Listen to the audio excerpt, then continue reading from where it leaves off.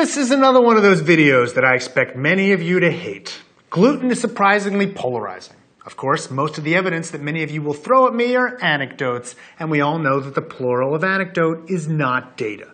So let's talk about gluten, and whether a gluten-free diet is for you. Spoiler, for the vast majority of you, the answer is no. This is Healthcare Triage.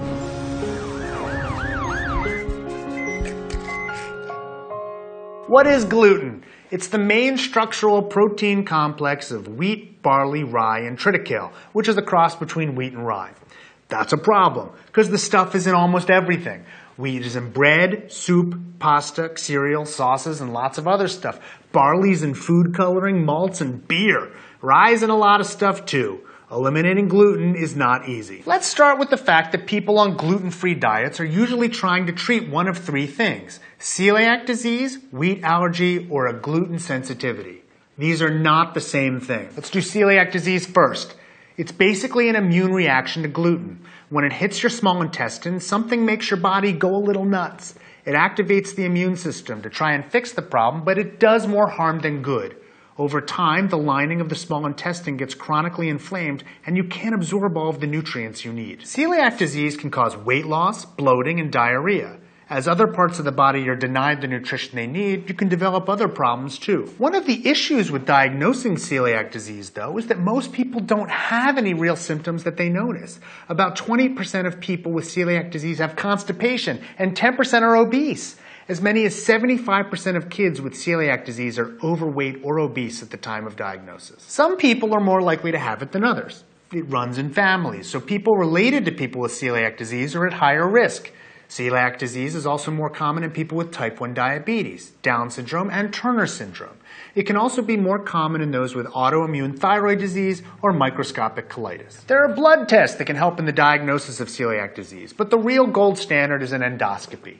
Doctors will stick a camera and tube down your throat and look at your small intestine. They'll take a biopsy.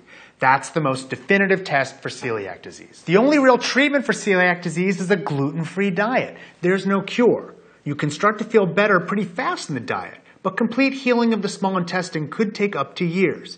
If you start eating gluten again, it can all start over. A recent study estimated that the prevalence of celiac disease in the United States was 0.71%, meaning that about 1 in 141 people have it. That's similar to the rates of the disease in most European countries. Unfortunately, most cases are underdiagnosed, which is why there's been such a rush of publicity lately. We know it's there, and too few people are being diagnosed. I'm sympathetic to the problem here. Given the statistics I just mentioned, about 3 million Americans are likely to have celiac disease, and tons of them have no idea. A study published in 2005 in the Journal of General Internal Medicine surveyed more than 2,400 patients with celiac disease. Only 11% of them were diagnosed by their primary care providers. The rest were diagnosed by somebody else. They also surveyed primary care physicians, and only 35% of them had ever diagnosed celiac disease. Research has also shown that doctors will often misdiagnose celiac disease as other things. People diagnosed with irritable bowel syndrome are 4 times as likely to have celiac disease than the general public. Patients diagnosed with iron and folate deficiency are also more likely to have celiac disease. There's even a case of autism that turned out to be celiac disease. When that happens, people start self-diagnosing. They put themselves on a new diet and say that they feel better. Then they declare that gluten-free is awesome. That's not how research or medicine works. If you think you have celiac disease, you need to see a doctor. Only they can make the diagnosis. And that's celiac disease. Let's be clear. If you've got that, you absolutely need a gluten-free diet. Do it. But lots of people who go on gluten-free diets don't have celiac disease. Some of them have wheat allergy. Real wheat allergy is pretty rare. In Europe, the prevalence is about 0.1%, which makes it rarer than allergies to cow's milk, eggs, soy, peanut, tree nuts, fish, and shellfish. In Asia, it's between 0.08% and 0.21%. In the United States, it's between 0.4% and 1%. And lots of these numbers are for children, and many of them outgrow the allergy. So wheat allergy is less common than celiac disease, especially in adults. Even then, there are people who believe we are way over-diagnosing allergies. But if you've been diagnosed by a doctor as having a real allergy to wheat, then yes, you should avoid that too. But the groups I've previously discussed are relatively rare. It's the rest of you who need to pay attention. You're the ones with gluten intolerance. It's not an autoimmune problem like celiac disease or an allergic problem like wheat allergy. It's a different group with some symptoms that have been attributed to gluten. And a couple of years ago, there was some research to support you. In 2011, a study was published in the American Journal of Gastroenterology. They randomized 34 patients who claimed gluten intolerance to receive either a gluten or gluten-free diet in the form of 2 bread slices. They found a significant difference in symptoms, pain, bloating, tiredness, and satisfaction with stool consistency. Their conclusion was, and I quote, "Non-celiac gluten intolerance may exist, but no clues to the mechanism were elucidated." This set off a firestorm. Tons of people started blaming things wrong with their life or health or stool consistency on gluten. Millions gave it up and billions of dollars were made on new diets and fads. Gluten-free became huge, and even lots of my friends started buying into the idea that gluten was horrible. You have to remember that this was a really small study of 34 people.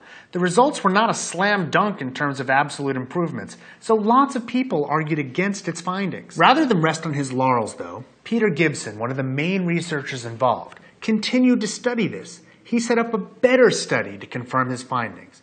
This time he used a much more sophisticated study design, including crossovers of various levels of gluten. His findings this time, and I quote, "In a placebo-controlled crossover re-challenge study, we found no evidence of specific or dose-dependent effects of gluten in patients with non-celiac gluten sensitivity placed on diets low in FODMAPs." In other words, the gluten-free diet made no difference. He went further. In another study just recently published, he and others studied people who claimed that they had gluten sensitivity. Of the 147 patients they looked at, 72% didn't meet criteria for gluten sensitivity, despite having made the self-diagnosis or been given it, most often by non-physicians. Oh, and in 25% of these people, their symptoms were poorly controlled even with a gluten-free diet. Look, I can't prove gluten sensitivity doesn't exist. It probably does. But it's likely pretty darn rare, nowhere near the 1/4 of consumers who are demanding gluten-free products. Why? It's not going to do almost all of you any good at all. If you're avoiding gluten because it leads you to eat fewer processed foods, fine. If you do it to eat fewer carbs and more proteins and vegetables, fine. But if you're substituting gluten-free products for similar gluten-containing products, then the joke may be on you. A recent article in the Wall Street Journal showed that gluten-free products sometimes are higher in carbs and sodium and lower in fiber and protein than some gluten-containing products. Gluten-free cereals can have significantly fewer vitamins and minerals than gluten-containing cereals. And they're making some people a ton of money. Sales of products containing a gluten-free label in the United States have gone from $11.5 billion in 2010 to $23 billion last year. $23 billion! Worldwide, companies sold $2.1 billion of gluten-free dog food last year. If you have celiac disease, you need to be on a gluten-free diet. If you have a proven wheat allergy, you need to avoid wheat. But everyone else, there's almost no evidence that a gluten-free diet will do you any good at all. It will, however, make some of the food companies a ton of money. If that's your goal, then well done, I guess. As always, it's best to discuss your individual case with your physician. If he or she recommends a gluten-free diet, ask for the evidence behind the decision. I bet there won't really be any.